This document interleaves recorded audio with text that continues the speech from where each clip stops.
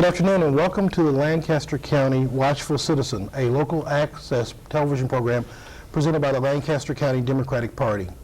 Today our guest is Senator Bill Avery. Senator Avery is the representative in the Nebraska Legislature for Legislative District 28, the south central portion of Lancaster County. Senator Avery, welcome to the show. Thank you. I'd like to talk a little bit about your career as a senator and your current work as a state senator. Like many Nebraskans, we think you only work a few days during the legislative session, and since we just finished the first session of the 103rd Legislature, tell us a little bit about what you did and how things worked out. Well, when we're in session, that's the most intense time for a legislator. State senators are there sometimes as late as 11 o'clock at night. We've done that a number of times. It is, however, not nearly as busy in the interim, but we are busy during that time with interim studies, research, preparing for the next session. So for me, it's a year-round job and full-time job. Full-time, yeah. So we did just finish in June the first session of the 103rd Legislature. I'd like to ask you to rate the productive nature of the legislature. On a scale of 1 to 10, 10 being extremely productive, how would you rate the session? Surprisingly, I would rate it about an 8. That's good. A lot of people thought that we weren't doing much, but when you looked at the end result, we did get a lot done. We had 655 bills introduced, and we passed 214 of those. A lot of them will carry over to next year, the ones we didn't get to. But I think most of the senators' priority bills got discussed, and many of them got passed. The committee priority bills got discussed. The speaker priority bills all made it on the agenda.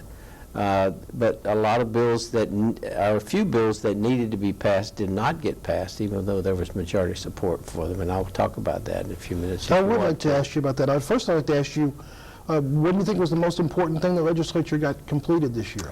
Well, I would say this was the year of the child. We had some really important legislation dealing with child care, where we expanded public assistance to child care centers that meet high standards, where we provided public assistance to families that can't afford child care, where both parents work. That was really important. We also expanded or not expanded so much as we changed the juvenile justice system so that instead of opting first for incarceration of juveniles, we are moving from incarceration to treatment, because a lot of these kids really are suffering from behavioral health issues. That's a very significant set of bills that we passed, and I'm hopeful that will bear fruit. We also dealt with the issue of foster children who age out of the system. Mm-hmm. You know, we've been just dumping them on the streets. And I talked to a young man who was actually in a homeless shelter, and he was 18 years old, or 19. And it was just a heart-rending story to listen to that young man. He felt hopeless. He had gotten his GED. He wanted to go to college. He wanted a place to live, and what we did is to provide some assistance for these children who are aging out of the foster care system, so they have some transition help to get established in the community. So we did some very good things with children. I want to ask you another follow-up question on that, if you don't mind, for a moment. The foster care aging out program, do you have any numbers or any data on how many children will benefit from those adjustments you made to the program? No, I don't have the details on that, but I could certainly get them. I do think that it's a very significant number of kids. So where they were in the foster care system and we provided some assistance until they reached 18, we're now going to continue that a little longer for them to be contributing members of society. But they may not be they won't be in the foster care system. They'll be out in the community, but we'll help them get jobs. We'll provide them with some assistance so that they can get a place to live, help them get at least their GED if they don't have any education much, get them enrolled perhaps in a community college. There are all kinds of things that we need to do and help them with health care.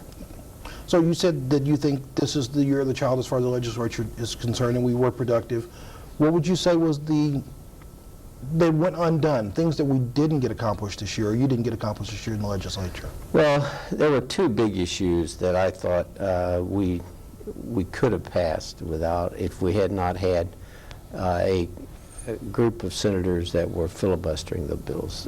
One, we had, for the first time since I have been in the legislature, we had majority support to repeal the death penalty. It didn't happen because we couldn't get a vote because of a filibuster. It takes 33 votes to break a filibuster. And we didn't have the 30 votes to override a veto anyway. The second one was the expansion of Medicaid. We had a majority of senators ready to expand Medicaid under the Affordable Care Act. That's really important. We're leaving millions and millions of dollars on the table, federal dollars, by not expanding Medicaid. And it's going to put a real burden on our hospitals who are providing emergency care now for people who don't have insurance. They wait till they have an emergency. They go to emergency room, but that's very expensive care. And hospitals have to provide this. Well, the federal government's been reimbursing them for most of those costs, or at least a portion of it. If we don't expand Medicaid, they won't be reimbursed. So it's a real crisis coming. It's going to affect rural hospitals. You're going to see a lot of rural hospitals close. Really? I think so. So do you expect both of those issues, the death penalty and the Medicaid expansion, to come back in the spring? As long as Senator Chambers is in the legislature, we'll debate it every year, the death penalty. Medicaid will come back because Kathy Campbell, who chairs the Health and Human Services Committee, is a bulldog on this issue, and she's really great. And I expect that the climate may have changed a bit. We might have a better chance. We are in the interim now, and as I said earlier in the program, many of us as Nebraskans assume you just work for the 60 days during the short session and 90 days during the long session. What are you doing during the interim? What are you working on now? Interim studies. A lot of research goes on. We have the Tax Modernization Committee that's meeting. We have a water policy task force that's formed, and that will be meeting.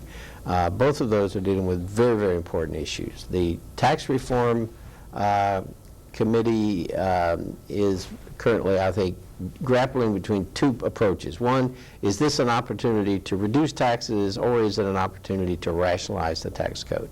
My own view is that we ought not to be looking at this as an opportunity for tax cuts so much as an opportunity to rationalize the tax code.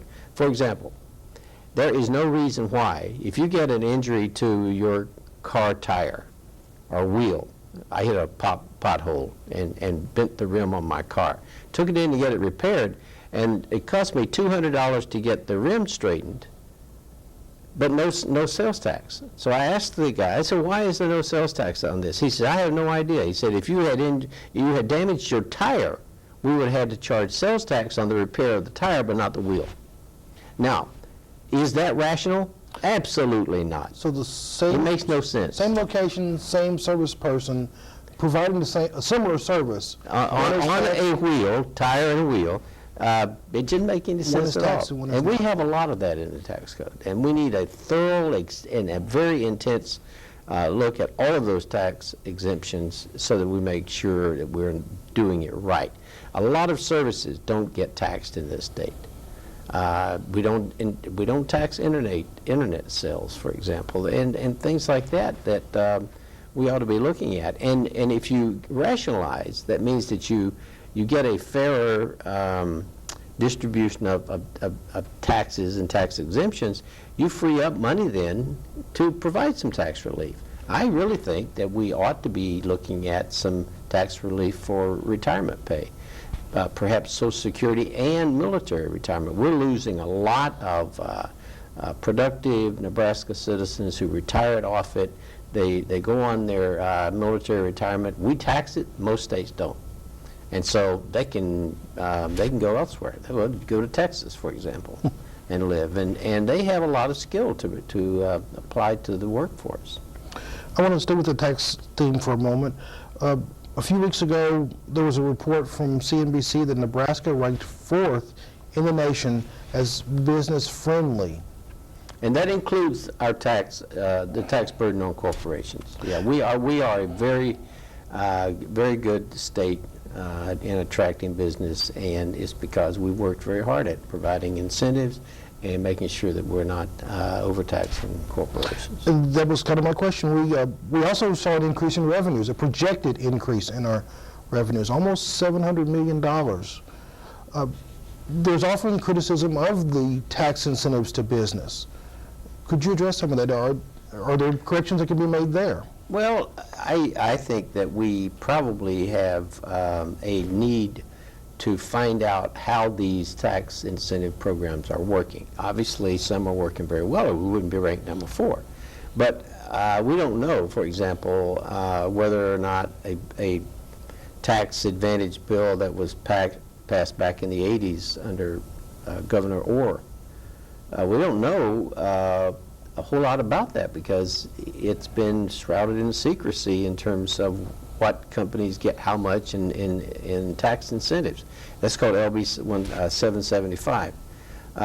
We need a bit more transparency in these programs. We need to know what's giving us the best return for the amount of money we're spending on these tax exemptions. I would like to see more work done there. Do you think the tax committee that's currently meeting will give us some of that information? I would hope so. I would expect that they would. I probably will testify before that committee eventually on what I think is the need to emphasize rational tax policy rather than just draconian cuts or whatever they may be looking at.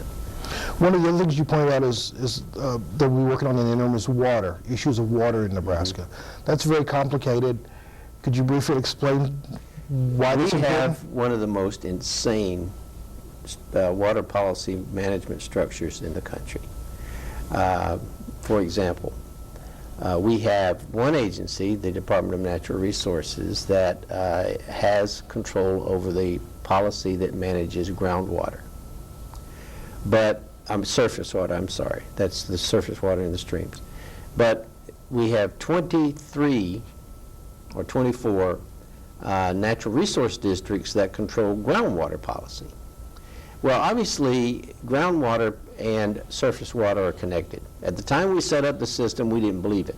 The science showed that it did, but we didn't believe it. We just chose to say, no, that's not true. We don't like that, so it's not true. So we have set up this convoluted system where you have 24, 25 different agencies trying to manage policy on water. And it hasn't worked, so we have to create these integrated management plans. Okay. And that means pulling together people from the NRDs, from the Department of Natural Resources, and the various stakeholders together to try to plan proper management. The NRDs are largely controlled by what I call the drill and pump constituency. These are people who are rightfully interested in water, access to water for irrigation. That's an important part of our economy. But we're not managing it well. And it's because there are too many people trying to manage it. We need to have a more unified, coordinated management structure. I don't know if this task force is going to tackle that or not, but if they don't, it will not be successful. You mentioned one of the players in this water issue is the drill and pump coalition. I live in Lancaster County. I live in Lincoln. I don't irrigate my lawn from the aquifer. Why should citizens of Lincoln and Lancaster County be concerned about this? Because the water that is being pumped out of the ground for irrigation purposes, not only does it take water out of the streams, it takes water out of the ground, out of the aquifer, and it ultimately can affect the flow of water by the deep wells that we have in the Ashland area for water that supplies the city of Lincoln. The same thing is true for Omaha. Omaha has a lot of wells in the Platte. They also can get water out of the Mississippi, which we can't. So they've got a backup. And for us, we are very dependent on that Platte River. So it does affect us. While I don't see it directly, it will affect me eventually? Is that what you're saying? It very well could. I mean, these water restrictions that you see, yes, saw last year, you might see again this year, that's very definitely linked to our dependence on a single source of water in the Platte River Basin that is affected by policies upstream and usage. So it matters to you what's going on upstream in terms of irrigation. So the water, tax modernization, two committees. What is there anything else you're working on during the interim that you'd like us to know about? Yeah, I'm always working on transparency in government and the need for accountability. I just got a bill passed this past session on public records, making public records more accessible to the public. And I made the point in floor debate that the public owns these records. The public entities, the political entities like cities and counties, they are custodians of the records. They don't own them. They belong to us, the public. And it's not right for cities and counties and other political jurisdictions like the university, for example, to charge citizens exorbitant amounts of money to get access to those public records. And that's what was going on. The city of Lincoln, for example, was selling accident reports, automobile accident reports, for $15 a piece. And they wanted me to put in my bill an exception so they could continue. I said, absolutely not. I said, you don't get to sell public records to the public because they already own those records. And you can't sell access to them. So we came up with a very difficultly arrived at compromise with the cities and counties and university to make it easier for the public to get access to these records. And it was interesting that we got it out of committee, got it prioritized by the committee, got it passed with only a modest amendment and compromise. You talked about the city charging money for public records and other large public institutions charging the citizens for theirs. I would assume some of that comes from the change in the funding formula from the state to city municipalities. There are needs of funds. You think That's a very good observation, Benny, because when we ended aid to counties and cities, that had an impact on their budgets, and we knew that.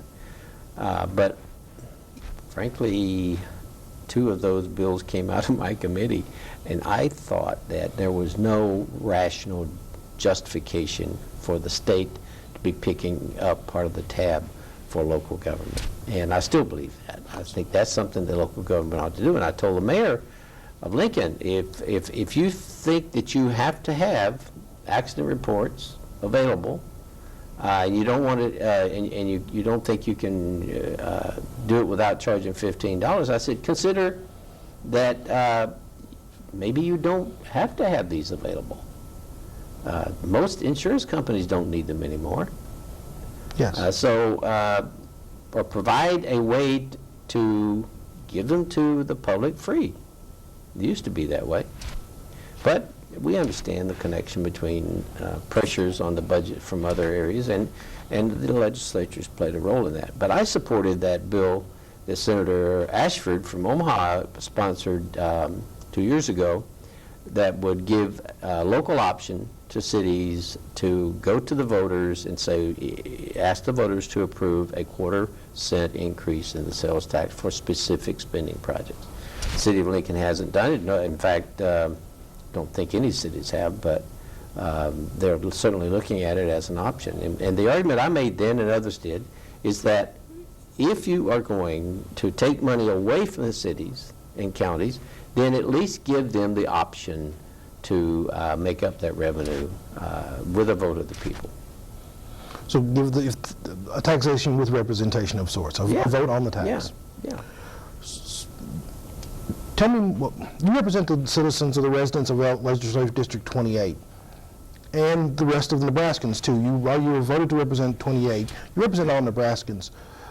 How do citizens, what do you hear from your residents? Let me do that again, that was bad. What do you hear from the residents of LD 28? How do they communicate with you? What's important to them? We get a lot of communication by email and letters, phone calls, and a lot of just drop-ins. People just drop in, and if I'm there and I can make 5 minutes, 10 minutes, whatever they need, if I can do that, I do. I never ask anybody to leave. If they care enough about an issue to show up at my door, they're going to get it face-to-face with me. We have, in the District 28, a very strong coalition of anti-death penalty people. When we debate the death penalty, and I look up in that north balcony, and I see all of those people, they're my constituents, and they've influenced my attitude, my voting on the death penalty. But they're not people who demand a lot. I think they take their voting very seriously. They select the person they think is going to do what they want them to do, and then they, unless you do something very, very off-base and quite counter to their interests, they're going to leave you alone. So I don't get bombarded like a lot of my colleagues do. I get a lot of comments when I'm out in the public and I run into people that recognize me. They like what I'm doing, and they tell me so. It's very, very rewarding. I've lost my anonymity. I can't, I can't go anywhere anymore and be anonymous. You know, it's very a big change from the old days when I was just a college professor at the university, and I might run into a former student from time to time, but it's different now. Let's stick with that constituent communication. You as a senator, you have a good staff, you have lots of resources in the legislature. You do some fact-finding before you introduce a bill or before you vote on a bill. I do. How much does constituent contact influence your decision-making process? Is there a way for us to sway you as a voter? It depends on what kind of communication it is. If it's a communication that's way off on the lunatic fringe, and you get some of those, that's not going to influence me. I'm not going to say, oh, you know, I had a pretty reasonable, moderate position on this, but I have a constituent out there that wants to pull me off on the wingnuts position. I don't pay much attention to that. And we have a system in my office where constituent communications get top priority. Then communications from within Lincoln and Lancaster County, they get second priority. And then the rest of the state gets third priority. And out of state, generally, we don't bother with those because these are national groups that are trying to pressure you, and generally I don't agree with them anyway, and they don't agree with me, but I don't feel like that I'm serving them. I'm serving the people in Nebraska. So what's on the horizon? What's on the agenda for the next legislative session? What's important to you for the spring? We have some carryover legislation. I have a bill in the government committee, which I've been chairing now for almost 6 years, and it would stop lobbyists organizing lobbyist-only fundraisers for senators while the legislature is in session. A lot of that happens. I think it's embarrassing. Certainly does not present a good image to the public. I want to end it. I'm having trouble getting the bill taken seriously by my committee, which has jurisdiction over that issue. But I'm going to try again next year. It's a problem that's been around for a long time, where senators will have a breakfast at Billy's and raise several $1,000s only from lobbyists. Pocket that money, then walk across the street, get on the floor, and actually deal with issues that matter to the people who just wrote the checks. That is bad practice, and I think it ought to end. I understand. You do represent the constituents from LD 28. We'd like to give you a few minutes. Is there something you'd like to tell them? We have quite a large viewership there. Yeah, just don't give up on us. We work hard. We recognize that Nebraska citizens are hardworking people who play by the rules. They don't expect much. They want to have a good job, a safe community, a good school for their kids. And beyond that, they are pretty easy to keep happy. I've been very, very pleased with my 7 years in the legislature. It's been a great enjoyment to me. I've met a lot of people. I've gotten to know people that I would never have had an opportunity to get to know. A lot of my colleagues, you know, these are friends, permanent friends now that I've made all across the state. And it's been very rewarding. I just would say to the people in District 28, you've got an election coming up next year. Participate in that election. It will determine who is likely to be your representative for the next 8 years, because I'm being termed out next year. And take that very seriously. Go to the events and talk to the people and listen to them and see what they're up to. There's some good candidates that are emerging. I'm sorry, I have to ask you one more question briefly. You mentioned that you were being termed out, term limits. Mm-hmm. There was an initiative on the ballot last fall to add an additional 4 years. What do you see as the result of term limits and the future of term limits in Nebraska? Well, I think term limits have had some positive benefits. I mean, you brought in some new talent, new ideas, and that was, I think, very useful. Term limits have led to something of a increasing modernization, not modernization, a moderating influence on the legislature. But the institution itself has a moderating influence on senators. But the downside is you lose a lot of institutional memory. There is a certain amount of learning that needs to take place before you can become effective. And it's not just learning the written rules, but the informal rules. I call these folkways, you know. Yes. These can be just as important as the written rules. In fact, I published an article in Nebraska History Magazine on those just back in January. And I'm hoping that we'll get people in this next round of elections that respect the institution and those folkways, and will work hard to maintain them.